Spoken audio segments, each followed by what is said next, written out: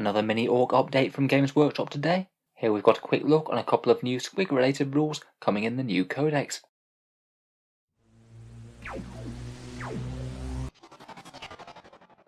Hello and welcome back to Auspex Tactics, where today we're just going to take a quick look at a couple of new Squig rules and a couple more hints as to how things are going to be functioning in the new Ork decks whenever it finally gets here.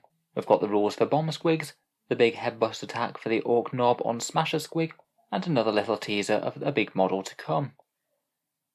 So perhaps the most interesting thing out of the new preview are the changed and revised rules for Bomb Squigs. Previously a unit that you could only take on Ork Tank Busters, but now it appears that you can take one along with the Squig Hog Riders.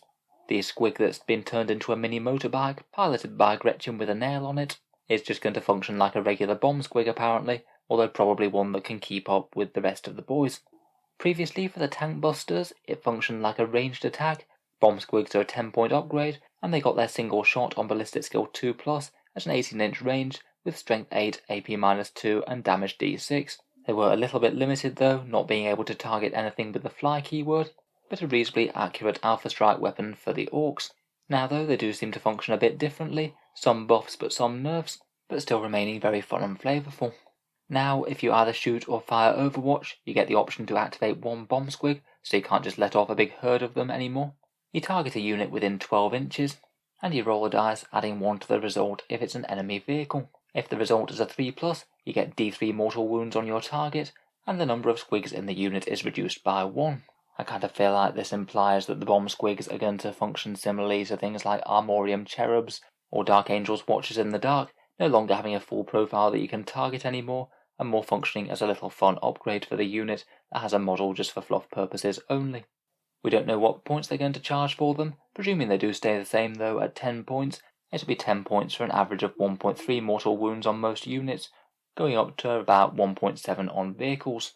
It's quite nice that it can affect fly models now, though it can't use it on aircraft, and it could actually be quite a good charge deterrent for the unit, as if you select to fire Overwatch, then you could release one of these and get some very reliable hits.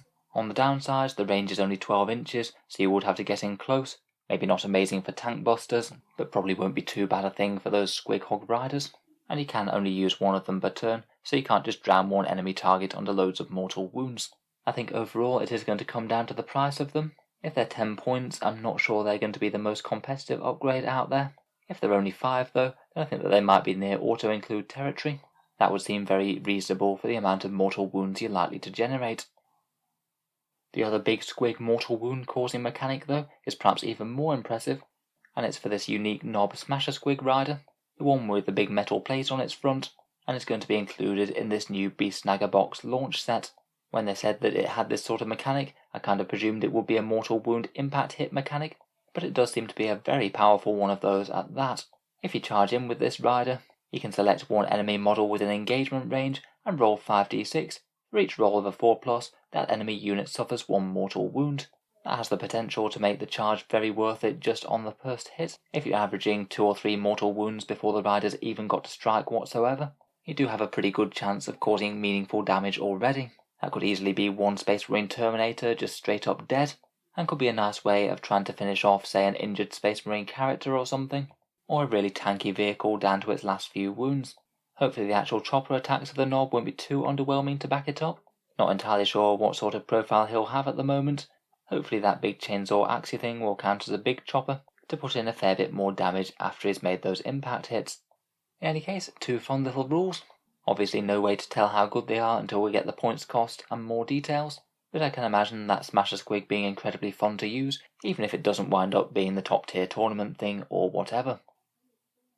Finally, at the end of the article, Games Workshop has yet again teased this great big Squig drawn contraption, saying that big Squigs are great for pulling things, and they've given us a nice silhouette of the front of that Squig that was in that cave art.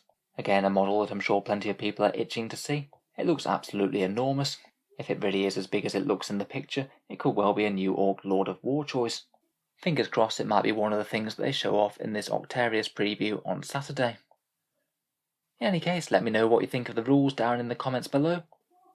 Feel free to subscribe to Auspex Tactics if you'd like to see more like this. I'll certainly try and keep up with the Ork release as it comes out, and do a full review of the Codex and every rule in it once we get it.